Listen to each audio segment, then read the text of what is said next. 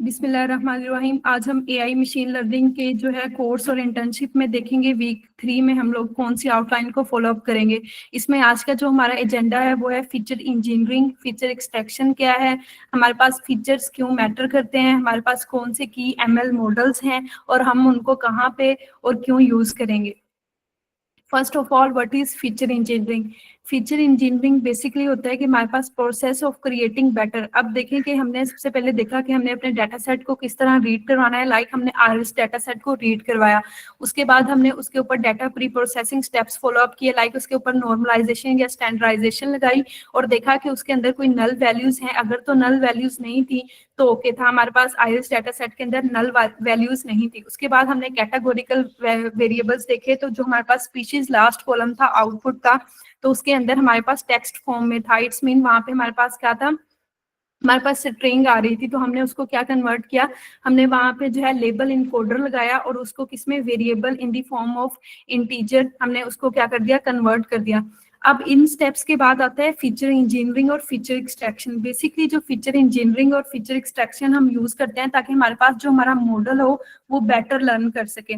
ठीक है, हमारे पास जो है ना हर चीज, अब एमएल मॉडल को कोई भी हो सकता है जो हमारे पास बिगनर हो या जिसको इस चीज की सेंस ना हो, वो क्या करे, वो चैट जीपीटी से एक कोड ले, उसको जो है डिप्लॉय कर दे। लेकिन उसको वो चीजें स्टेप बाय स्टेप ना आती हों, तो हमेशा रिसर्च का भी एक रूल है, इनफैक्ट फ्रीलांसिंग का रूल है, कोई भी चीज है उसका एक रूल्स है जिसमें बेसिक स्टेप्स फॉलो होते हैं, ताकि कल आप कहीं पे भी पीपीटी दे रहे हो तो आपको बेसिक स्टेप्स पता हो कि आप कौन सी चीज क्यों कर रहे हैं। तो जब हम डाटा प्री प्रोसेसिंग कर ली, वो भी इसलिए की ताकि हमारे पास जो है हमारा मॉडल जो है वो बेटर लर्न करे, बेटर प्रिडिक्ट करे, बेटर फोरकास्ट करे। तो उसके बाद हम लोग आते हैं फीचर इंजीनियरिंग की तरफ। तो फीचर इंजीनियरिंग क्या है कि process of creating better input features from raw data help model learn more effectively. अब देखें कि हमारे पास फीचर इंजीनियरिंग है क्या। अगर मेरे पास कोई भी, लाइक एग्जांपल हम यहाँ पे कर लेते हैं कि मेरी डेट ऑफ बर्थ है। लाइक मैं कहूँ कि मेरी डेट ऑफ बर्थ है 1 मार्च 2001। ठीक है, इस तरह काफी ज्यादा जो है नंबर ऑफ कॉलम्स हो। लाइक मेरी पूरी जो है AIML की क्लास के स्टूडेंट्स की मेरे पास डेट ऑफ बर्थ हो, इस तरह महीना भी हो, साथ डेट भी हो और साथ जो है ईयर भी हो। तो मैं वहां से उनकी उसकी बेस के ऊपर, उस डेट ऑफ बर्थ की बेस के ऊपर मैं एक न्यू कॉलम क्रिएट कर सकती हूँ ना।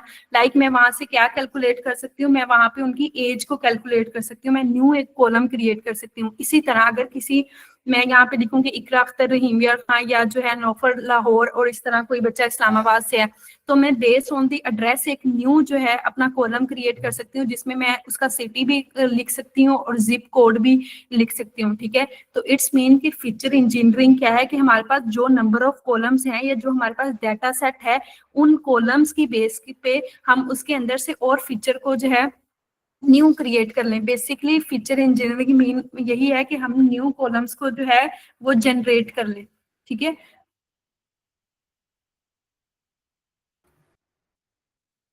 अब जो है हमने इसकी एग्जांपल देखी डेट ऑफ बर्थ की, एड्रेस की। इस तरह हम बहुत से कंबाइंड फीचर्स भी कर सकते हैं। लाइक ओबेसिटी को कैलकुलेट करें तो हाइट डिवाइडेड बाय वेट, मतलब अगर हमारे पास हाइट है या वेट है तो हम उसकी बीएमआई कैलकुलेट कर सकते हैं। तो फीचर इंजीनियरिंग मीन कि create a new feature from existing column. ठीक है, या combine of the two features to create a new column. तो ये हमारे पास इंपॉर्टेंट इसलिए ताकि हमारे पास जो मॉडल है वो मोर इफेक्टिवली काम करे, उसके गुड फीचर्स हों, और ये ज्यादा वैल्यूएबल होता है अगर हमारे पास एमएल मॉडल बहुत ज्यादा कॉम्प्लेक्स हो। तो यहाँ फिर से हम डिफाइन करते हैं फीचर इंजीनियरिंग मीन कि हमने create a new features from existing data set. It can happen because of the column. Like if I have a column, I can create a new column.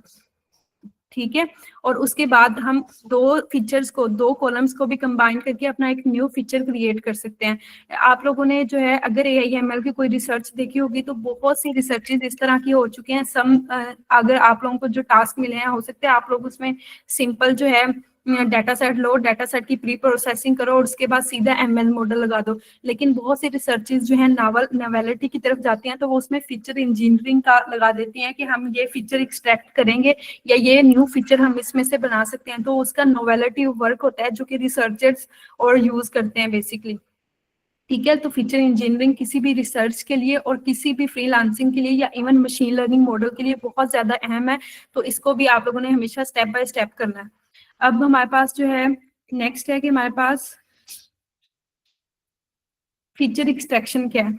देखिए हमारे पास जो है feature engineering mean कि हमने एक न्यू कॉलम बना दिया फ्रॉम एग्जिस्टिंग कॉलम से या एग्जिस्टिंग डाटा सेट से। तो फीचर एक्सट्रैक्शन क्या है कि process of reducing raw data into favour meaningful features, keep important information, remove noise और रिडंडेंसी। अच्छा, यहाँ पे देखें कि जो फीचर इंजीनियरिंग है, फीचर इंजीनियरिंग हम न्यू कॉलम इसलिए बनाएंगे ताकि वो हमारे मशीन लर्निंग मॉडल में हेल्प आउट कर सके, उसकी एफिशिएंसी को इंक्रीज कर सके, उसकी एक्यूरेसी को इंक्रीज कर दे। ये ना हो कि हम लोग जो है बिना कुछ भी रिसर्च किए हुए हम कोई भी एक जो है वो कॉलम लें और उस कॉलम को जो है फीचर इंजीनियरिंग में कन्वर्ट कर दें। तो इससे क्या होगा कि हमारे मॉडल में जो है वो अफेक्ट होगा। ठीक है, तो आप लोगों ने हमेशा ये चीज देखनी है कि आप फीचर इंजीनियरिंग जो कर रहे हैं, जिस कॉलम के अप्लाई कर रहे हैं, तो वो बाद में आपके लिए बेनिफिशियल है या नहीं है। उसके बाद आता है फीचर एक्सट्रैक्शन। फीचर एक्सट्रैक्शन का मतलब यह है कि हमारे डाटा सेट के अंदर कोई भी इस तरह के कॉलम है जो कि हमारे लिए यूज में नहीं है, वो एक्स्ट्रा है, तो हम उनको साथ के साथ जो है वो डिलीट कर दें, वहां पे उसको ड्रॉप करवा दें, ताकि हमारे पास जो मॉडल है वो बेटर लर्न कर सके। बिकॉज हमारे पास अगर ज्यादा नंबर ऑफ फीचर्स होंगे तो हमारा मॉडल क्या करेगा, कंप्यूटेशन रन टाइम जरूर लेगा। अब जब भी कोई भी मशीन लर्निंग मॉडल लगाते हैं जहां पे उसकी classification report like accuracy, precision, recall, F1 score मतलब मैटर करता है, वहां पे हम ये भी देखते हैं कि हमारे जो मॉडल है उसने कितनी जल्दी हमें जो है हमारी जो चीजें हैं या हमारा जो एम है उसको करने की कोशिश किया, उसको कहते हैं कंप्यूटेशन रन टाइम। तो इसके लिए भी हम इंपोर्ट टाइम की लाइब्रेरी यूज करते हैं कंप्यूटेशन टाइम के लिए। इसकी भी हम जो सुबह को पढ़ेंगे ना, हैंड ऑन एक्सरसाइज करेंगे, तो देखेंगे ये लाइब्रेरी हमें किस तरह मॉडल के कंप्यूटेशन टाइम देखती है कि हमारे पास हम अगर मशीन लर्निंग मॉडल की तरफ आए हैं या चीजों को एटोमाइज करने की तरफ आए हैं तो कंप्यूटेशन टाइम क्या था। तो बेसिकली फीचर एक्सट्रैक्शन यही है कि आपके पास जो भी डाटा सेट है, आप देखेंगे उस डाटा सेट के अंदर अगर कोई रॉ डाटा है जो कि यूज नहीं है।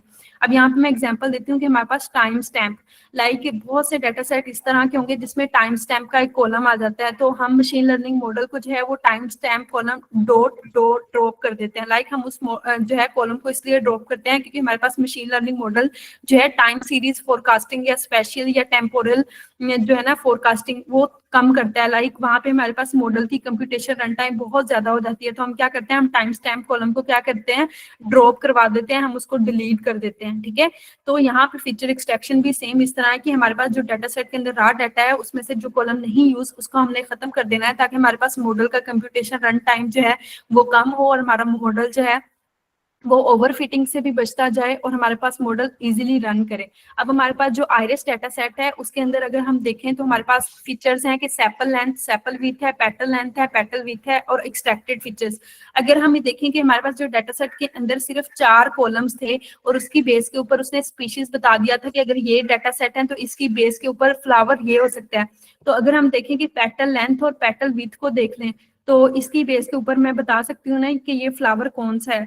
तो यहाँ पे हम अगर इसको रिड्यूस करना चाहें तो हम सैंपल लेंथ और सैंपल विड्थ को जो है हम एक्सट्रैक्ट कर सकते हैं। ठीक है, तो फीचर इंजीनियरिंग और फीचर एक्सट्रैक्शन जो है वो हमेशा मशीन लर्निंग मॉडल अप्लाई करने से पहले के स्टेप्स हैं जो मोस्ट इंपोर्टेंट है। अगर आप लोगों के कोई भी इससे रिलेटेड क्वेश्चन हैं तो आप चैट बॉक्स में बता सकते हैं, आफ्टर दैट लेक्चर आप लोगों की क्यूरी सोल्व हो जाएंगी। अब हम नेक्स्ट मूव करते हैं कि हमारे पास जो है machine learning model, how and why we choose an ML model. ठीक है, अब देखिए कि जब आपके पास डेटा सेट आ गया, आपने देखा कि आयरिस डेटा सेट की आउटपुट देख रहे हैं कि आपने मशीन लर्निंग मॉडल की बेस पे देखना है कि हमारे पास जो है कौन सा स्पीशीज है, वो कितना उसका कंप्यूटेशन रन टाइम है या वो कितनी जल्दी हमें वो चीज प्रिडिक्ट करके दे सकता है। ठीक है, तो आपने देखना है कि आपके मॉडल की क्या मतलब क्या नेचर है, डाटा साइज कितना है, उसकी क्वालिटी क्या है, उसकी एक्यूरेसी क्या है या इंटरप्रेटेबिलिटी क्या है। सिंपल सबसे पहले देखना है आपने, अगर देखें कुछ लोगों का डाटा सेट होगा वो बहुत ज्यादा लार्ज होगा। ठीक है, कुछ लोगों का डाटा सेट होगा कि उसकी जो है सिर्फ 50 रोज होंगी, कुछ लोगों का डाटा सेट होगा जो सारा नंबर्स की फॉर्म में होगा, कुछ का डाटा सेट जो है वो बाइनरी फॉर्म में जो है वो प्रिडिक्ट कर रहा होगा लाइक येस और नो को, और कुछ का डाटा सेट लाइक जो है जेंडर को शो कर रहा होता है कि फीमेल और मेल्स ग्रुप को। तो आप लोगों ने देखना है कि आपके डाटा सेट की क्या है, मतलब डाटा सेट की नेचर ऑफ प्रॉब्लम क्या है और उसके ऊपर कौन सा मशीन लर्निंग मॉडल अप्लाई हो सकता है। ठीक है, अब हमारे पास ना बेसिकली 3 तरह के मॉडल्स जो है ना मशीन लर्निंग मॉडल है। मशीन लर्निंग मॉडल्स की अपनी एक अप्रोच है। यहाँ पे मैं आपको एग्जांपल देती हूँ कि लाइक आप लोगों का जो ब्रेन है, ठीक है, यहाँ पे अगर मेरे पास जो है 55 स्टूडेंट्स हैं। अब इन 55 स्टूडेंट्स का जो ब्रेन सिस्टम है वो मेरे ब्रेन से मैच नहीं हो सकता। लाइक कहीं पे अगर मुझे AIML बहुत अच्छे से आती है तो उनको शायद मुझसे ज्यादा अच्छी आती होगी, या कोई स्टेप्स जो है वो मेरे मिसिंग होते होंगे, उनको बहुत ज्यादा अच्छे आते होंगे। लाइक उनका मॉडल जो है हो सकते हैं मुझसे ज्यादा चीजों को प्रिडिक्ट कर सकता हो, या मुझसे ज्यादा उनकी मेमोरी अच्छी हो। तो इस तरह जिस तरह हमारे ब्रेन है, 55 लोगों के 55 ब्रेन है, इसी तरह जो मशीन लर्निंग मॉडल है, हर मॉडल की अपने एडवांटेज है, अपनी लिमिटेशंस हैं, अपनी एडवांसमेंट है। तो आप लोगों ने हमेशा ये चीज याद रखनी है कि जो भी मशीन लर्निंग मॉडल है उसमें से कुछ रिग्रेशन के लिए यूज होते हैं, कुछ क्लासिफिकेशन के लिए यूज होते हैं, और कुछ क्लस्टरिंग मॉडल्स को करते हैं। ठीक है, तो अब हम लोग देखते हैं कि हमारे पास डाटा साइज और क्वालिटी की बेस के ऊपर हम किस तरह मॉडल को चूज करते हैं। सिंपल, सबसे पहले आपने देखना है कि अगर आपका डाटा सेट नंबर्स की फॉर्म में है तो आप रिग्रेशन लगाओगे। अगर आप कोई भी कैटेगरीज मीन फेलियर और सक्सेस, येस और नो, मतलब बाइनरी थिंग्स देखना चाहोगे, क्लासिफिकेशन क्लासिफाई करना चाहते हो। लाइक हमने रेन को पिछले लेक्चर में देखा था कि मॉडरेट रेन है, हाई रेन है, या हमारे पास नो रेनफॉल है, तो ये क्या है, क्लासिफिकेशन मॉडल उसके ऊपर लगेगा। सेम अगर फाइंडिंग ग्रुप्स है तो उसके ऊपर कोई भी एक क्लस्टरिंग मॉडल लगाएगा जिसके अंदर नंबर ऑफ ट्रीज होंगे। ठीक है, क्लस्टर होगा वो मॉडल के अंदर। इस तरह का बैगिंग अप्रोच होगी, या हमारे पास बूस्टिंग अप्रोच होगी कि उसके अंदर क्लस्टर होगा और वो बेटर फाइंड करेगा हमारी प्रॉब्लम को प्रिडिक्ट करने के लिए। उसके बाद हमारे पास है डाटा साइज एंड क्वालिटी। देखिए कि हमारे पास ना दो चीजें हैं। कुछ जो है डाटा सेट, आगे बात हो रही थी कि डाटा सेट मैम मेरे पास लार्ज है तो वहां पे लेबल इनकोडिंग कोई प्रॉब्लम करेगा या नहीं करेगा। आपने डाटा प्री प्रोसेसिंग स्टेप्स हमेशा फॉलो अप करने हैं। ठीक है, उसके बाद आता है, क्योंकि data pre processing steps follow up कर लोगे ना, उसके बाद आप मॉडल अप्लाई करोगे तो मॉडल की रिक्वायरमेंट होती है कि कैटेगोरिकल वेरिएबल्स ना हो। तो अगर पहले ही प्री प्रोसेसिंग कराएंगे तो आपको दोबारा से कोड के अंदर दोबारा इंसर्ट नहीं करवाना पड़ेगा, वो पीछे से उसको रिकॉल कर लेगा। अब अगर आपके पास एक छोटा सा डाटा सेट है, लाइक डाटा सेट के अंदर 50 जो है आपके पास रोज हैं, तो आप शुरू भी ही हमेशा जो है वो बेस मॉडल से करोगे। हमारे पास बेस मॉडल जो है ना वो लॉजिस्टिक रिग्रेशन है। ठीक है, अब लॉजिस्टिक रिग्रेशन इस तरह का मॉडल है जो कि क्लासिफिकेशन मॉडल्स के लिए, रिग्रेशन के लिए यूज होता है। और अगर आप लोगों ने बेस मॉडल से स्टार्ट होना है, लॉजिस्टिक रिग्रेशन हो गया, हमारे पास SVM हो गया, इस पे देखना है कि हमारे पास मॉडल कितनी एक्यूरेसी दे रहा है। समटाइम्स इस तरह जो है देखा गया है, और खुद भी मतलब अगर आप किसी डाटा सेट के ऊपर मशीन लर्निंग मॉडल अप्लाई करते हो तो जिनको पता है कि ओवर फिटिंग अंडर फिटिंग क्या है, वो उस चीज को एक्सेप्ट करते हैं कि हमारा मॉडल जो है अगर 100% एक्यूरेसी दे रहा है 2 से 3 मॉडल पे, इसका मतलब है कि हमारे पास मॉडल जो है वो ओवर फिट जा रहा है या अंडर फिट जा रहा है। ठीक है, तो उस बंदे को पता चल जाता है कि हमारे पास मॉडल की जो है स्मॉल डाटा सेट की वजह से इस तरह कर रहा है। लेकिन जो अनअवेयर होगा वो कहेगा मेरा मॉडल तो है वो 100% एक्यूरेसी दे रहा है। तो कभी भी कोई भी मॉडल इतना एक्यूरेट नहीं होता। लाइक जैसे ह्यूमन ब्रेन है वो कभी भी इतना एक्यूरेट नहीं हो सकता। तो कभी भी मशीन लर्निंग मॉडल की अगर एक्यूरेसी 100% आए तो आपने कभी भी उसके ऊपर रिलायबल नहीं रहना, बल्कि आपने जो है उस मॉडल से नेक्स्ट मॉडल पे मूव करना है, और उस मॉडल के हाइपर पैरामीटर्स भी चेंज करने हैं। अब हम जब मशीन लर्निंग मॉडल अप्लाई करेंगे तो उसमें हम देखेंगे के फोल्ड क्रॉस वैलिडेशन क्या है, वो क्यों यूज होती है। ठीक है, तो अगर स्मॉल डाटा सेट है तो हम बेसलाइन मॉडल से स्टार्ट करेंगे, logistic regression sport vector machine को स्टार्ट करेंगे। और अगर हमारे पास लार्ज डाटा सेट है तो उसके लिए हमारे पास जैसे रैंडम फॉरेस्ट है, ग्रेडियंट बूस्टिंग है हमारे पास, इस तरह KNN है या डिसीजन ट्री है, ये कुछ इस तरह के मॉडल हैं।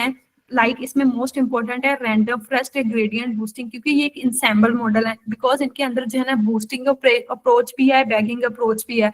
लाइक ये लार्ज डाटा सेट के लिए जो है वो अच्छे रिजल्ट्स देते हैं। तो अगर स्मॉल डाटा सेट है आप logistic regression sport vector machine से स्टार्ट करें, और अगर आपके पास लार्ज डाटा सेट है तो उसके ऊपर रैंडम फॉरेस्ट और ग्रेडियंट बूस्टिंग देखें। अगर आप लोगों को जो है आइरिस डाटा सेट के ऊपर मैंने आपको एक मशीन लर्निंग मॉडल जो है लगाना मतलब सिखा दिया कि आप लोगों ने इस तरह मशीन लर्निंग मॉडल लगाना है, इसके अंदर ये जो है लाइब्रेरीज इंपोर्ट होंगी और ये पैरामीटर्स आप लोगों ने फॉलो अप करने हैं। उसके बाद आपने सिर्फ उस एक मॉडल पे कभी भी रिलायबल नहीं रहना। मैंने आपको जो भी यहाँ पे 7 से 8 जो है मॉडल पढ़ाऊंगी, आप लोगों ने वो सारे मॉडल क्या करने हैं, वो सारे मॉडल ही इम्प्लीमेंट करने हैं। ठीक है, आपने सिर्फ हाइपर पैरामीटर्स चेंज करते जाना है, बाकी सारी वही लाइब्रेरीज रिकॉल होंगी। सिर्फ जो है मॉडल की लाइब्रेरी, कौन सा मॉडल इंपोर्ट कर रहे हो वहां पे वो सिर्फ लाइब्रेरी चेंज होगी, बाकी data set splitting, defining X and Y और बाकी सारी चीजें सेम होंगी। तो मॉडल के हाइपर पैरामीटर्स चेंज होते जाएंगे और रिजल्ट्स आते जाएंगे। तो स्मॉलर डाटा सेट के लिए बेसलाइन मॉडल्स सबसे पहले यूज करने हैं, और लार्जर डाटा सेट के लिए आप रैंडम फॉरेस्ट ग्रेडियंट बूस्टिंग को यूज कर सकते हैं। इसमें भी लॉजिस्टिक रिग्रेशन को यूज कर सकते हैं, लेकिन समटाइम्स लॉजिस्टिक रिग्रेशन, क्योंकि ये बहुत इजी मॉडल है कि जो कि यस और नो को प्रिडिक्ट करता है, प्रोबेबिलिटी प्रिडिक्ट करता है, तो इसकी एक्यूरेसी ना लार्जर डाटा सेट पे पहले ही 100% आना शुरू हो जाती है। ठीक है, तो अगर इन केस अगर आप कोई रिसर्च कर रहे हो और आपके पास 3 से 4 मॉडल 100% एक्यूरेसी दे रहे हो और कुछ मॉडल जो है 98% या 97 दे रहे हो, तो आपकी कभी भी जो है फर्स्ट मतलब अप्रोच 100% एक्यूरेसी वाला मॉडल नहीं होगा, क्योंकि 100% एक्यूरेसी हो सकता है कि मॉडल की अंडर फिटिंग या ओवर फिटिंग की वजह से हो, लेकिन जो एक्यूरेसी 0.97 है या 98 है, वो बेसिकली आपकी वही एक्यूरेसी है जो आप अपने पेपर में डिफाइन करोगे। हाँ, आप बता सकते हो कि हमारे पास हमने बाकी 3 मॉडल्स अप्लाई किए, उनकी 100% एक्यूरेसी आ रही है, लेकिन इसकी कोई ना कोई रीजन होगी। ठीक है, कोई भी चीज आपने अपने पेपर में, अपनी रिपोर्ट के अंदर किसी को कोई प्रोजेक्ट करके दे रहे हैं, तो उसके अंदर कोई भी मॉडल लगाओ, उसके साथ उसकी रीजन बताओ कि मैंने ये पैरामीटर्स क्यों चूज किए। ठीक है, जैसे लॉजिस्टिक रिग्रेशन मॉडल है, इसके अंदर हम मैक्सिमम आइट्रेशंस क्या बताते हैं कि 1000 जो है हमारे पास 1000 मैक्सिमम आइट्रेशंस हैं, तो ये जो है हम आइट्रेशंस यूज ही क्यों कर रहे हैं। तो हर मॉडल का जो हाइपर पैरामीटर्स होता है वो किसी ना किसी चीज के ऊपर डिपेंड कर रहा होता है। आगे हम देखेंगे स्पीड वर्सेस एक्यूरेसी। तो नीट फास्ट, अगर हमारे पास कोई भी हम सिंपल मॉडल लेना चाहेंगे तो उसमें लॉजिस्टिक रिग्रेशन है, डिसीजन ट्री है, एक्स्ट्रा ट्रीज क्लासीफायर है, लेकिन अब अगर हमें हाई एक्यूरेसी चाहिए और थोड़ा सा टाइम लगेगा मॉडल के कंप्यूटेशन रन टाइम में, तो हम रैंडम फॉरेस्ट और ग्रेडियंट बूस्टिंग को यूज करेंगे। ठीक है, तो ये सारी चीजें हमारी एक्यूरेसी, उसकी स्पीड, मॉडल कितना फास्ट, कितना कंप्यूटेशन रन टाइम दे रहा है, ये सारा किस पे डिपेंड करता है कि हमारा डाटा सेट किस तरह का है, डाटा सेट की नेचर क्या है, वो स्मॉल है, लार्ज है, उसकी बेस पे करता है। उसके बाद अगर इंटरप्रेटेबिलिटी पे देखें तो easy to explain, like logistic regression है, डिसीजन ट्री है, वो बहुत इजी टू यूज है। ठीक है, लेकिन अगर थोड़े से कॉम्प्लेक्स लेकिन पावरफुल है, random forest, gradient boosting, SVM, इसलिए बिकॉज हमारे पास उनके अंदर जो है उनकी पावर लाइक ब्रेन वो डिफरेंट है, उनके अंदर बैगिंग बूस्टिंग अप्रोच जो है, उनकी डिसीजन मेकिंग जो है, उनके अंदर एक्स्ट्रा ट्रीज क्लासीफायर हैं जो कि उनको जो है दूसरे मॉडल से ज्यादा पावरफुल बनाते हैं। ठीक है, तो यहाँ पे भी अगर कोई क्वेश्चन है तो इनबॉक्स कर सकते हैं कि जब भी हमने कोई भी डाटा सेट अगर आप लोगों ने चूज किया हुआ है तो आपने देखना है कि नेचर क्या है, प्रॉब्लम क्या है, उसके बाद डाटा साइज क्या है। On the base of data size you can choose कि आपने कौन सा मॉडल लगाना है। अगर सबसे पहले बेसलाइन मॉडल ही यूज करें, बेशक लार्ज डाटा सेट है या स्मॉल डाटा सेट है, लेकिन अगर 100% एक्यूरेसी आ रही है तो आप लोगों ने देखना है कि मेरे पास मॉडल अंडर फिट है या ओवर फिट है। अगर ये इश्यूज आ रहे हैं देन भी आप लोगों ने देखना है कि अब मैं इसके हाइपर पैरामीटर्स को चेंज कर सकता हूँ या नहीं कर सकता। और हाइपर पैरामीटर जो है मोस्ट इंपोर्टेंट है, ये रिसर्च में भी यूज होंगे और हम लोग खुद भी देखेंगे कि हाइपर पैरामीटर्स को चेंज करके भी हमारे मॉडल पे बहुत ज्यादा इफेक्ट होता है, उसकी एक्यूरेसी पे, उसकी क्लासिफिकेशन रिपोर्ट पे भी। अब हम नेक्स्ट चाहते हैं कि हमारे पास जो मॉडल्स हैं लाइक लॉजिस्टिक रिग्रेशन है या डिसीजन ट्री है, एक्स्ट्रा ट्रीज क्लासीफायर है, ग्रेडियंट बूस्टिंग है, रैंडम फॉरेस्ट है, केएनएन है, तो ये बेसिकली हैं क्या। अगर हम यहाँ पे लॉजिस्टिक रिग्रेशन को देखें तो ये बेसिकली ये क्लासिफिकेशन मॉडल है। जैसे हमने बात की कि अगर ये सिर्फ प्रोबेबिलिटी को प्रिडिक्ट करता है कि कोई चीज है या नहीं, कोई सच है या कोई झूठ है, कोई किसी को कोई डिजीज है या नहीं, yes no, spam email detection को देखता है कि अगर है या नहीं है, लाइक इसने सिर्फ प्रोबेबिलिटी को प्रिडिक्ट करना है यस और नो की। ठीक है, तो ये बहुत इजी मॉडल है और इसके जो हम हाइपर पैरामीटर्स हैं वो भी बेसिकली चूज यही करते हैं कि उसमें हम मैक्सिमम आइट्रेशन और रैंडम स्टेट को चूज करके अपने इस मॉडल को जो है इसके हाइपर पैरामीटर्स को भी सेट कर देते हैं। और लॉजिस्टिक रिग्रेशन मॉडल आपने इसकी जो है शॉर्ट फॉर्म एलआर हमेशा याद रखनी है। ठीक है, तो आपका बेसिकली जो बिगनर्स हैं वो देख लें कि लॉजिस्टिक रिग्रेशन एक क्लासिफिकेशन मॉडल है जो कि यूज करता है प्रिडिक्ट करने के लिए यस और नो की प्रोबेबिलिटी। ठीक है, और उसके बाद ये बहुत इजी होता है, लेकिन इसकी जो है इसकी वीकनेस ये है कि जब हमारे पास एक लीनियर डाटा होगा, लाइक हमारे पास सुपरवाइज्ड मशीन लर्निंग मॉडल है कि हमारे पास इनपुट भी है और आउटपुट भी है, तो वहां पे हमारे पास लॉजिस्टिक रिग्रेशन मॉडल बहुत अच्छा रिजल्ट देगा। ठीक है, तो ये हमारे पास लॉजिस्टिक रिग्रेशन है। उसके बाद अगर हम जाएं डिसीजन ट्री, अगर हम इसके नाम को ही पढ़ लें, ठीक है, डिसीजन ट्री इट्स मीन कि decision based on the trees. अब ट्रीज क्या है कि अगर यहाँ पे हम विजुअल एक इसकी एग्जांपल कर लें कि हमारे पास डिसीजन ट्री ये है कि हमारे पास 3 से 4 बंदे हैं, ठीक है, और हर बंदे का अपना अपना एक एक डिसीजन है। तो इट्स मीन कि हम सब ट्रीज हैं और उन सब का एक डिसीजन है। तो हमारा मॉडल इन डिसीजन ट्री जो है वो बेस किस तरह करता है और इसकी टाइप क्या है। लाइक डिसीजन ट्री में हम रिग्रेशन को भी यूज कर सकते हैं, क्लासिफिकेशन को भी यूज करते हैं, और इसमें जो है split data when yes no questions until reaching a decision, use cases, credit, risk check, medical decision, support और स्ट्रेंथ, इजी टू अंडरस्टैंड है। ये भी वीकनेस, कैन ओवरफिट, मतलब ये डाटा को जब मेमोराइज करता है तो ये समटाइम्स बहुत एक्यूरेसी 100% देना शुरू हो जाता है। तो डिसीजन ट्री भी बेसिकली हमारे पास लॉजिस्टिक रिग्रेशन की तरह है, लेकिन समटाइम्स हमने देखा है, हम अनसुपरवाइज मशीन लर्निंग में देखते हैं, जब हम एक क्राइटेरिया इफ एल्स की कंडीशन यूज करते हैं तब क्या होता है, तब एक डिसीजन आता है, ठीक है। Logistic regression simple supervise machine learning model को प्रिडिक्ट कर देता है यस और नो, तो उसने आउटपुट में दी होती है, वो इजी टू इंटरप्रिटेबल है। लेकिन जब हम डिसीजन ट्री की तरफ आते हैं तो वहां पे इफ एल्स कंडीशन, मतलब अनसुपरवाइज्ड के लिए भी हम इसको यूज करते हैं कि जब कोई भी एक क्वेश्चन आए यस और नो का, तो जब तक वो कंडीशन रीच ना करे कि लाइक मॉडरेट है, हैवी है या नो है, तब तक वो जो है वो डिसीजन लेता रहता है, ठीक है। ये भी इजी टू अंडरस्टैंड है, लेकिन ये ओवरफिट ज्यादा कर जाता है, लेकिन ये स्मॉलर डाटा सेट के लिए इजी है। लेकिन अगर जब हम लोग नेक्स्ट मूव करेंगे लार्जर डाटा सेट के लिए, तो वहां पे हमारे पास है रैंडम फॉरेस्ट। अब यहाँ पे हमने सिंपल ये देखा कि इसके डेफिनेशन क्या है, इसकी लिमिटेशंस क्या है, एडवांटेज क्या है, ठीक है। लेकिन अगर हम मूव करें, वो पहले दो हमने लॉजिस्टिक रिग्रेशन और जो है हमने डिसीजन ट्री देखा कि स्मॉलर डाटा सेट के लिए। अगर हमारे पास लार्जर डाटा सेट है, ठीक है, तो उसके लिए हम क्या यूज कर सकते हैं, रैंडम फॉरेस्ट और एक्स्ट्रा ट्रीज क्लासीफायर। अब इसके अंदर जो हाइपर पैरामीटर्स है, लाइक जैसे हमने लॉजिस्टिक रिग्रेशन की बात की कि उसके अंदर मैक्सिमम आइट्रेशंस या रैंडम स्टेट क्या रखनी है, सेम डिसीजन ट्री। तो जिस दिन हम लोग ये सारे मॉडल्स को इम्प्लीमेंट करेंगे, मैं एक दफा आपको सारे हाइपर पैरामीटर्स बता दूंगी कि आपने कहाँ से ऑफिशियल वेबसाइट से ये जो है पैरामीटर्स लेने हैं, और आप उसको अपने डाटा सेट की बेस के ऊपर थोड़ा बहुत चेंज कर सकते हैं, ठीक है। तो ये मोस्ट इंपॉर्टेंट स्टेप होगा, लेकिन उससे पहले आपको ये पता होना चाहिए कि आपने मॉडल कौन से यूज किए, क्यों यूज किए, उस मॉडल की क्या टाइप थी, वो क्यों यूज हो रहे थे। तो रैंडम फॉरेस्ट और एक्स्ट्रा ट्रीज क्लासीफायर या एसवीएम या ग्रेडियंट बूस्टिंग, ये बेसिकली हमारे पास लार्ज डाटा सेट के लिए होता है, क्योंकि अगर हम डिसीजन ट्री को देखें तो उसके अंदर मल्टीपल ट्रीज नहीं होते, वहां पे जो है डिफरेंट ट्रीज जो है वो डिसीजन ले रहे होते हैं, इफ एल्स कंडीशन होती है। और अगर हम लॉजिस्टिक रिग्रेशन की बात करें तो उसमें प्रोबेबिलिटी टू प्रिडिक्ट होता है, ट्रीज की बात नहीं होती। लेकिन जब हम रैंडम फॉरेस्ट या एक्स्ट्रा ट्रीज क्लासीफायर या ग्रेडियंट बूस्टिंग की तरफ आए, तो वहां पे मेजोरिटी वोट काउंट होते हैं, लाइक वहां पे डिफरेंट नंबर ऑफ ट्रीज जो है उसको हम कंबाइन करते हैं, लाइक इंसेम्बल बना देते हैं। अब हम लोगों ने इससे पहले बात की थी कि नोवेलिटी की तरफ अगर रिसर्च की तरफ जाएं तो आजकल इंसैम्बल मॉडल बनना शुरू हो गए हैं कि 2 से 3 मॉडल्स को, लाइक अगर मैं लॉजिस्टिक रिग्रेशन, डिसीजन ट्री जमा जो है रैंडम फॉरेस्ट कर दूं, तो मैं इसका इन तीनों मॉडल की एक्यूरेसी को देख के मैं इसका एक इंसैम्बल मॉडल बना सकती हूँ। लेकिन रैंडम फॉरेस्ट जो है वो इटसेल्फ भी एक इंसैम्बल मॉडल है, क्योंकि उसके अंदर जो है बहुत ज्यादा डिसीजन ट्रीज होते हैं, और based on the multiple decision trees जब कंबाइन होते हैं तो उसकी बेस के ऊपर जो है हम लोग प्रिडिक्शन करते हैं या फोरकास्टिंग करते हैं। तो इसको जो है फ्रॉड डिटेक्शन, स्टॉक प्रिडिक्शन और प्रोडक्ट रिकमेंडेशन में यूज करते हैं। और इसकी स्ट्रेंथ ये है कि more accurate then a single tree, like decision tree एक सिंगल ट्री होता है, रैंडम फॉरेस्ट हमारे पास मल्टीपल ट्रीज का होता है, तो उससे ज्यादा जो है बेनिफिशियल है।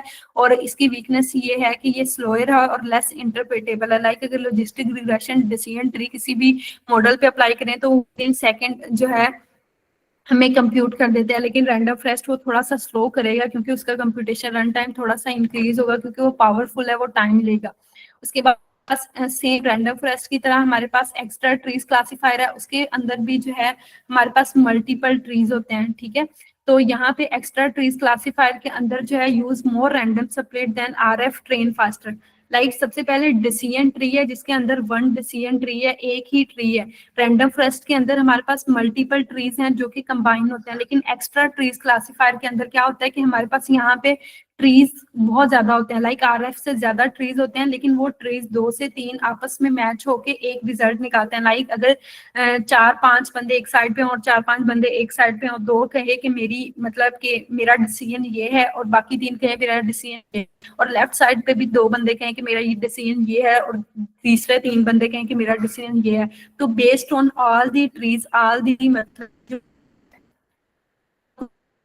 रैंडम स्प्लिट से और उसके ऊपर एक्स्ट्रा ट्रेस क्लासिफायर जो है उसकी बेस के ऊपर अपने मॉडल मेरा प्रिडिक्ट करेगा। उसकी बेस के ऊपर मैं डिसीजन लूंगी कि अगर डिफरेंट पीपल जो है उनकी ये जो है राय है तो मैं किस तरह के मैं अब क्या प्रिडिक्ट करूंगी कि मैं डिसीजन क्या लूंगी। तो सेम मशीन लर्निंग मॉडल भी एक्स्ट्रा ट्रेस क्लासिफायर में इस तरह काम करता है। ये वेरी फास्ट है इसकी और रिड्यूस वेरिएंस करता है, लेकिन ये may be less accurate then RF. लेकिन हम इसके ऊपर नहीं जाएंगे कि may be less accurate then RF, because हमारे पास जो है ना ये भी बेस करता है हमारे डाटा सेट के ऊपर। समटाइम्स आप देखोगे आइरिस डाटा सेट के ऊपर जब आप मशीन लर्निंग मॉडल लगाओगे तो किसी किसी मॉडल पे 100% एक्यूरेसी आएगी और किसी के अंदर जो है लेस देन 50 आएगी और किसी के ऊपर जो है हमारे पास 96 आ जाएगी। तो ये बेस क्या करता है हमारे डाटा सेट के ऊपर बेस करता है कि हमारे पास डाटा सेट क्या है। तो पहले आप लोगों ने लॉजिस्टिक रिग्रेशन लगाना है, उसके बाद रैंडम फॉरेस्ट, ग्रेडियंट बूस्टिंग, उसके बाद एक्स्ट्रा ट्रीज क्लासिफायर पे जाएं। उसके बाद हमारे पास है ग्रेडियंट बूस्टिंग। ग्रेडियंट बूस्टिंग भी सेम जो है हमारे पास रैंडम फॉरेस्ट की तरह एक इंसेम्बल मॉडल है। Each tree fixes error of the previous one. अब देखिए कि हमने बात की कि रैंडम फॉरेस्ट जो है उसके अंदर कंबाइन मल्टीपल ट्रीज होकर डिसीजन ले लेता है। उसके बाद एक्स्ट्रा ट्रीज क्लासिफायर भी ट्रीज को कंबाइन करता है, लेकिन वो रैंडम स्प्लिट से देखता है और तब डिसीजन लेता है। लेकिन जो हमारे पास ग्रेडियंट बूस्टिंग है वो बेसिकली क्या करता है कि अगर एक ट्री मैं कहूँ कि ये कंडीशन है येस और नो की और जो है आउटपुट उससे मैच ना हो रही हो ट्रेनिंग फेस में, तो वो क्या करेगा, वो पहले उस ट्री के अंदर वो देखेगा कि अगर एरर आ रहा है तो वो नेक्स्ट ट्री में क्या करेगा, वो एरर नहीं शो करवाएगा, वो सही डिसीजन लेगा। तो वो ट्री बाय ट्री चल के अपनी प्रीवियस एरर्स को खत्म करता जाएगा। तो इसके लिए लाइब्रेरीज हैं, XGBoost की, लाइट GBM की है और कैट बूस्ट है। तो हम इसको जो है जब अपने मॉडल को इंपोर्ट करेंगे तभी लाइब्रेरीज को देखेंगे। ठीक है, इसकी स्ट्रेंथ ये है कि हमारे पास इसकी हाई एक्यूरेसी है, लेकिन इसकी भी वीकनेस सेम है कि ये स्लोअर इसलिए होता है क्योंकि इसके जो हाइपर पैरामीटर्स हैं जब वो आहिस्ता आहिस्ता उनकी बेस के ऊपर रिजल्ट्स देता है तो वो थोड़ा सा कंप्यूटेशन रन टाइम थोड़ा सा ज्यादा होता है। उसके बाद हमारे पास है के नियरेस्ट नेबर्स। अब के नियरेस्ट नेबर की अगर सिंपल एग्जांपल देखें कि मेरे पास ना 2 से 3 फ्रेंड है और मैं कहूँ कि मैंने इस यूनिवर्सिटी में एडमिशन लेना है। ठीक है, अगर मेरा जो सबसे बेस्ट फ्रेंड हो वो मुझे कहे कि हाँ तुम एडमिशन ले लो, और मुझसे जो अगले वाला है वो कहे कि नहीं तुमने यहाँ पे एडमिशन नहीं लेना, तुम किसी अच्छी यूनिवर्सिटी में चला जाओ, और अगले वाला जो है उसका अपना जो है एक डिसीजन हो, तो के नियरेस्ट नेबर में जो हमारे पास मॉडल वो वैल्यू प्रिडिक्ट करता है कि मेजोरिटी क्या कह रही है, लाइक जो मेरे साथ नेबर्स हैं वो क्या रिजल्ट्स दे रहे हैं। तो इसमें KNN को यूज करते हैं। ये हमारे पास सिंपल मॉडल है और इसकी वीकनेस ये है कि ये लार्ज डाटा सेट के ऊपर बहुत कम रिजल्ट्स देता है। बेसिकली KNN के अंदर जो हम हाइपर पैरामीटर्स यूज करते हैं वो बेसिकली KNN के लिए हम k=5 को ज्यादा यूज करते हैं। ठीक है, नियरेस्ट नेबर के लिए। तो ये भी based on the majority predict करता है। अच्छा, इस लेक्चर के अंदर हमने ग्रेडियंट बूस्टिंग ये सारे मॉडल्स पढ़े, ये सारे मेजोरिटी की बेस के ऊपर हमें मतलब रिजल्ट्स दे रहे हैं। तो कभी आप लोगों ने सोचा है कि जिस तरह हमारे पास अकॉर्डिंग टू इस्लाम अगर हम जस्टिस को देखें कि हमारे पास अगर वुमेन और मतलब फीमेल और मेल को सेम इक्वलिटी दी जाती है इंसाफ से, तो हमारे पास यहाँ पे एक प्रोजेक्ट आया कि हमारे पास जो है ethical framework for AI model in Pakistan कि हमारे पास जो है एथिकल फ्रेमवर्क क्या है आर्टिफिशियल इंटेलिजेंस का। तो जब मैंने इस मॉडल इस चीजों पे रिसर्च की तो मैंने देखा कि हमारे पास जो जितने भी AI मॉडल्स हैं वो based on the majority results लेते हैं। लाइक अगर हमारे पास डाटा सेट किसी भी एक मेजोरिटी क्लास को लेके ज्यादा होगा तो वो माइनॉरिटी क्लास को लेके तो उसकी एक्टिविटी कम देता है। तो आप लोगों ने भी ये थोड़ी सी चीजें देखनी है कि एथिकल बाइसिंग जो आ रहा है वो स्टेप क्यों आ रहा है, और ये बहुत इंपॉर्टेंट है बिकॉज हमारे पास पाकिस्तान में NRPU जो है नेशनल रिसर्च के बहुत से प्रोजेक्ट्स आ रहे हैं जिसमें AI की तरफ, क्योंकि हमारी जो पूरी वर्ल्ड है AI की तरफ जा रही है, तो अकॉर्डिंग टू इस्लाम भी उन लोगों ने इन चीजों को मॉडिफाई करना शुरू कर दिया। तो आप लोग भी देखा करें। अब देखें कि जिस तरह हर मॉडल के लिए ना लाइब्रेरी कोई ना कोई इंपोर्ट करनी पड़ती है। ठीक है, लाइक अगर हम ग्रेडियंट बूस्टिंग के लिए देखें तो फ्रॉम sklearn हम इंपोर्ट करते हैं ग्रेडियंट बूस्टिंग मॉडल को। सेम उन्होंने कहा कि जब हम एथिकल फ्रेमवर्क की तरफ जाएंगे, हम इक्वालिटी को या जस्टिस को अकॉर्डिंग टू इस्लाम देखेंगे, तो AI मॉडल के अंदर हम भी फेयर मैट्रिक्स ऐड कर सकते हैं जिसकी बेस के ऊपर हमारा मॉडल कोई भी इक्वालिटी हो, कोई भी हमारे पास आउटपुट हो, मेजोरिटी हो, माइनॉरिटी हो, उसकी बेस के ऊपर वो फेयर रिजल्ट्स दे। तो आप इसके बारे में रिसर्च कीजिएगा, ये बहुत अच्छा टॉपिक है। हो सकता है आपकी कहीं पे एक अच्छा प्रपोजल इसको लेके पाकिस्तान के अंदर किसी भी इंस्टीट्यूट के अंदर, या हो सकता है कोई इस तरह का प्रोजेक्ट चले इस्लामिक स्टडीज में। ठीक है, अगर कोई स्टूडेंट इससे रिलेट करता है या इवन आप लोग इसमें कंट्रीब्यूट कर सकते हो। उसके बाद हमारे पास नेक्स्ट है स्पोर्ट वेक्टर मशीन ये बहुत क्लासिफिकेशन और रिग्रेशन के लिए यूज करते हैं, finds the best hyperplane between classes, face recognition, text classification, bioinformatics में यूज होता है, work well with small data set, clear margin, weakness क्या है, slow large data set, harder to interpret. अब देखें कि अगर हम AI/ML को देखें तो अगर इसके ऊपर रिसर्च देखें तो SVM और SVC स्पोर्ट वेक्टर मशीन और स्पोर्ट वेक्टर क्लासिफायर को बहुत यूज किया गया, इसकी बहुत अच्छी एक्यूरेसी आ रही थी, ठीक है। ये हमारे पास स्मॉल डाटा सेट के लिए भी और लार्ज डाटा सेट के लिए भी, लेकिन आहिस्ता आहिस्ता हम मूव कर गए रैंडम फॉरेस्ट और ग्रेडियंट बूस्टिंग की तरफ। लेकिन जो हमारे पास स्पोर्ट वेक्टर मशीन है या स्पोर्ट वेक्टर क्लासिफायर है, ये भी बहुत अच्छा जो है मॉडल है, आप इसको भी यूज करें अपने डाटा सेट के लिए कि क्या रिजल्ट्स आ रहे हैं। हो सकता है कि आपके पास 2 से 3 मॉडल आए जिसकी 95 और दूसरे की 94 या 90 एक्यूरेसी आए, तो आप इन सबको मिला के एक इंसैम्बल मॉडल बना के अपने काम में नोवेलिटी ले आए। तो अब आप लोगों ने देखना है कि आपने कौन कौन से मॉडल पढ़े, logistic regression, decision tree, random forest, extra trees classifier, gradient boosting क्या है, KNN क्या है, स्पोर्ट वेक्टर मशीन क्या है, ठीक है। और उसके बाद अब इनकी क्या टाइप है, इसकी स्ट्रेंथ क्या है, वीकनेस क्या है, ये हम क्यों यूज कर रहे हैं। उसके बाद बहुत से क्वेश्चंस आते हैं कि जैसे हमने बात की कि अंडर फिट और ओवर फिट का क्या मतलब है।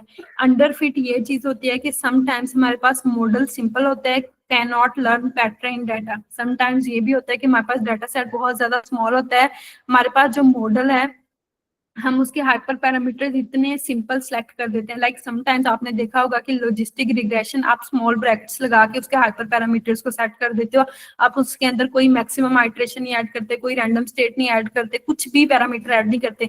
तो वहां पे हमारे पास मॉडल के जो हाइपर पैरामीटर्स होते हैं आपने बहुत सिंपल डिफाइन किए होते हैं, जिसकी वजह से ये होता है कि हमारे पास मॉडल जो है वो बहुत ज्यादा सिंपल हो जाता है और जो है वो जो पैटर्न से वो सीख नहीं पाता, ठीक है। वो जो डाटा का पैटर्न होता है तो उससे क्या होता है कि उसकी एक्यूरेसी एक चीज जगह पे स्टक हो जाती है, ठीक है। इट्स मीन जब भी कहीं पे एक्यूरेसी एक जगह पे स्टिक हो जाए, इट्स मीन हमारे पास मॉडल अंडर फिट है, वो कभी भी डाटा से कैप्चर नहीं कर रहा होता। तो आप लोगों ने क्या करना है, मैंने खुद भी 2-3 डाटा सेट के ऊपर काम किया, तो मेरे मॉडल की जो एक्यूरेसी थी ना वो 50% से अबव नहीं जा रही थी, तो मैंने वहां पे जो है स्मॉट टेक्निक अप्लाई की। आपको मैं स्मॉट टेक्निक का भी बताऊंगी कि अगर हमारे पास डाटा सेट में मेजोरिटी और माइनॉरिटी जो है वो बहुत ज्यादा कम आ जाए तो उसकी वो भी बेस करता है हमारे मॉडल पे। अगर हमारे पास डाटा सेट की सैम्पलिंग जो है डाउन सैम्पलिंग हो या मतलब हमारे पास डाटा सेट जो है वो प्रॉपर बैलेंस ना हो, तब भी हमारे पास मशीन लर्निंग मॉडल अच्छे रिजल्ट्स नहीं देता। तो तब भी हम क्या करते हैं कि हम स्मॉट टेक्निक को अप्लाई करते हैं, तो वहां पे हमारे पास मॉडल की एक्यूरेसी जो है वो स्टक हो जाती है। तो तब हम अपने मॉडल के हाइपर पैरामीटर्स को चेंज करते हैं। अगर तो हाइपर पैरामीटर्स की चेंज की बेस पे अगर मॉडल जो है एक्यूरेसी अच्छी देना शुरू कर देता है, दैट्स ओके। लेकिन अदरवाइज फिर भी एक्यूरेसी वो 50 से कम ही दे रहा है, इट्स मीन कि मॉडल जो है वो अंडर फिट है। अब हमें स्मॉट टेक्निक अप्लाई करनी है। हमने अपने डाटा सेट को क्या करना है, हमें अपने डाटा सेट को जो है पूरा बैलेंस करना है ताकि हमारे पास मशीन लर्निंग मॉडल जो है अच्छे रिजल्ट्स दे। लेकिन जो स्मॉट हमारे पास टेक्निक है वो हम यूज कर सकते हैं, बहुत सी रिसर्चेस में यूज हो चुकी होती हैं, लेकिन वो कभी भी हमारे ओरिजिनल डाटा सेट को ओरिजिनल नहीं रहने देती, ठीक है। क्योंकि वो जो है वो मॉडल अपनी इनहेंसमेंट उसमें ऐड करता है। दोनों डाटा सेट मतलब एक हमारे पास फॉल्ट हो, नो फॉल्ट हो, नो फॉल्ट का डाटा ज्यादा हो और फॉल्ट का डाटा ना हो, और हमारे पास एक्यूरेसी जो है वो अंडर फिट आ रही हो, 50 से अबव जा ही ना रही हो, तो हम क्या करते हैं कि हम उसको स्मॉट टेक्निक अप्लाई करके डाटा सेट को 0 और 1 को बैलेंस कर देते हैं। लेकिन वो हमारे पास ओरिजिनल डाटा सेट नहीं होता। तो फर्स्ट ऑफ ऑल आपने यही देखना है कि आपके पास जो ओरिजिनल डाटा सेट है उसके ऊपर मशीन लर्निंग मॉडल किस तरह के रिजल्ट्स दे रहे हैं, ठीक है। उसके बाद हमारे पास क्या होता है, ओवरफिट। ओवरफिट का अंडरफिट में ये है कि समटाइम्स मॉडल के जो हाइपर पैरामीटर्स होते हैं वो बहुत ज्यादा सिंपल होते हैं अंडरफिट में, और ओवरफिट में क्या होता है कि बहुत ज्यादा कॉम्प्लेक्स हम जो है उसके अंदर हाइपर पैरामीटर्स जो है वो सेट करना शुरू कर देते हैं, जिससे क्या होता है कि हमारी एक्यूरेसी समटाइम्स क्या आ जाती है कि 100% आना शुरू हो जाती है। तो वहां पे हम लोगों ने देखना है कि हमारे पास मॉडल के हाइपर पैरामीटर्स किस तरह के हैं या इशू कहाँ पे आ रहा है। तो कभी भी आप लोगों ने एक मशीन लर्निंग मॉडल पे रिलायबल नहीं रहना। जब भी कोई रिसर्च करनी है आरएस डाटा सेट के ऊपर या अपने फील्ड से रिलेटेड, कभी भी ये नहीं कहना कि मेरे मॉडल की 90% एक्यूरेसी आ गई है तो मैं दूसरे मॉडल पे नहीं जाऊंगा। रिसर्चेस बहुत ज्यादा हो चुकी हैं, एक एक मॉडल को लगा के, इंसैम्बल मॉडल्स को भी लगा के रिसर्च हो चुकी है। अगर तो आपका डाटा सेट डिफरेंट है, आप उसके ऊपर नॉवेलिटी वर्क करना चाहते हैं, तो आप डिफरेंट एमएल मॉडल्स को अप्लाई करें, उनका डिफरेंस निकालें कि ये मॉडल था, इसके हाइपर पैरामीटर्स ये थे, इसके ये रिजल्ट्स आ रहे हैं, और अगर मैंने दूसरा मॉडल अप्लाई किया तो उसके रिजल्ट्स ये हैं, ठीक है। तो ये चीजें बहुत मायने करते हैं कोई भी मशीन लर्निंग मॉडल अप्लाई करने से पहले। तो ये लेक्चर आज इसलिए भी लिया है और इसमें जो है हैंड ऑन एक्सरसाइज नहीं रखी ताकि आपको इसके एक्सप्लेनेशन का पता हो कि हम कौन से मॉडल को यूज कर सकते हैं, एक्यूरेसी किस तरह हमारे पास अंडर फिट या ओवर फिट जा रही है, आपने किस तरह इन सारी चीजों से निकलना है। ठीक है, क्योंकि अब हमारे पास नेक्स्ट लेक्चर में कल को हम लोग देखेंगे कि किस तरह हमने उसको डिफाइन करना है, सेपरेट करना है मशीन लर्निंग मॉडल के लिए कौन सी लाइब्रेरीज इंपोर्ट करनी है। वीक 4 में हम लोग जाएंगे, हम लोग मशीन लर्निंग मॉडल को जो है ना हाफ इम्प्लीमेंट कर देंगे, वीक 4 में कंप्लीट हो जाएगा। वीक 5 में हम स्मॉल टेक्निक को देखेंगे, उसके बाद देखेंगे कि हम using machine learning AI using Python coding हम किस तरह अपनी विजुअल रिप्रेजेंटेशन कर सकते हैं। लाइक समटाइम्स इस तरह होता है कि आप लोग कोई भी डाटा सेट चूज नहीं करते, ठीक है, आप लोग कोई भी एक छोटा सा एक्सपेरिमेंट करते हो, आप एक्सेल में घंटा लगा के अपने एक्स और वाई एक्सिस को डिफाइन करके वहां पे बार चार्ट या पाई चार्ट ले रहे होते हो, तो with in using A code, using a simple prompt, आप वो विद इन सेकंड वो अच्छी सी जो है ग्राफिकल रिप्रेजेंटेशन देख सकते हो। तो हम वो भी देखेंगे। उसके बाद जो है जीयूआई डिजाइन किस तरह करनी है किसी भी मॉडल की पिकल फाइल को डाउनलोड करके। तो आज आपने यहाँ तक जो है स्लाइड्स आपको मैं भी शेयर कर देती हूँ, इसमें जो भी चीजें हैं आप लोग मुझसे पूछ सकते हो, आप लोगों के जो भी क्वेश्चन है इनबॉक्स कर सकते हैं, अदरवाइज खुद को अनम्यूट कर सकते हैं। Thank you.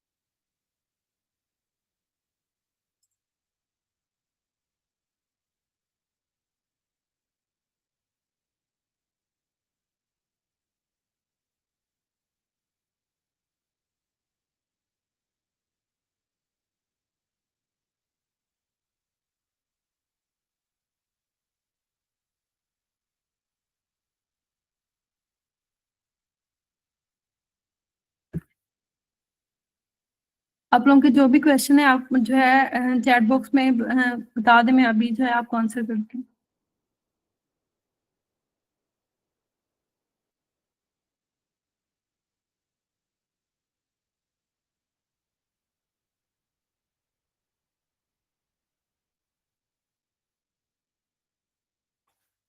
अच्छा, सबसे पहले हमारे पास यहाँ पे फातिमा को क्वेश्चन आया कि लीनियर रिग्रेशन होता क्या है।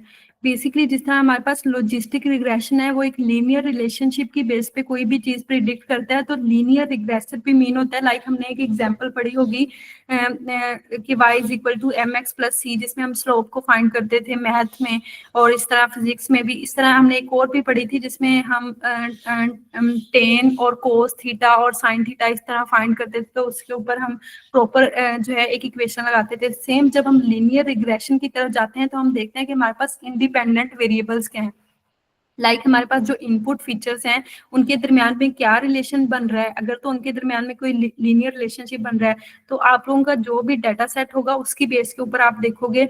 लाइक अगर यहाँ पे एग्जांपल दे दें कि अगर टेम्परेचर देखना चाहें हम लोग जो है ना, टेम्परेचर के आज टेम्परेचर बहुत ज्यादा है तो हमारे पास हीट होगी या नहीं होगी, तो टेम्परेचर के साथ ही हम ह्यूमिडिटी को देख लेते हैं कि टेम्परेचर और ह्यूमिडिटी या मॉइस्चर कंटेंट क्या है एयर में, या एयर किस बेस पे चल रही है, उसकी मतलब कि वाइंड कितनी तेज है कितनी कम है। तो अगर ये सारे हमारे पास इंडिपेंडेंट वेरिएबल्स जो हैं इनके दरमियान में कोई भी लीनियर रिलेशनशिप बन रहा हो तो उसकी बेस के ऊपर हम जो मॉडल प्रिडिक्ट करेगा उसको लीनियर रिग्रेशन कहते हैं, जिसके अंदर हमारे पास एक से दो इनपुट फीचर्स हों और उसके अंदर हम लीनियर रिलेशनशिप देखें। उसके बाद है राइल फातिमा डाटा क्लीनिंग में अननेसेसरी कॉलम को ड्रॉप करते हैं, so it is safe to perform this same operation on rows if yes, तो इससे तो डाटा वेस्ट हो जाएगा।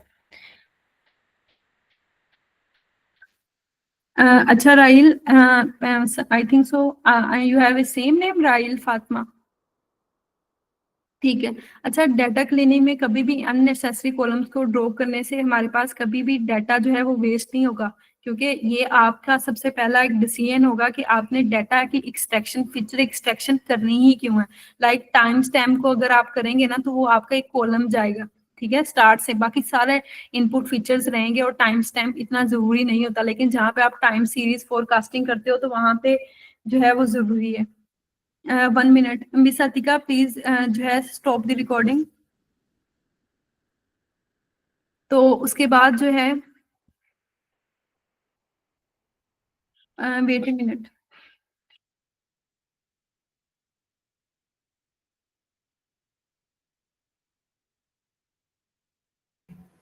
तो हमारे पास कोई भी जो है कॉलम ड्रॉप करने से हमारे पास डाटा वेस्ट नहीं जाता। ये आपका अपना डिसीजन होता है कि आपने डाटा एक्सट्रैक्शन में कौन से कॉलम जो कि अननेसेसरी है उसको ड्रॉप करवाना है। ये ना हो कि आप लोग जो है सारे ही कॉलम्स को ड्रॉप करवा दें और बाद में कोई चीज ना हो तो वो डाटा वेस्ट ही उससे जाएगा। लेकिन आपने क्या करना है कि आपने देखना है कि अपनी डिसीजन मेकिंग से अपने रिसर्च के थ्रू देखना है कि कौन से कॉलम इंपॉर्टेंट है। ठीक है, उसके बाद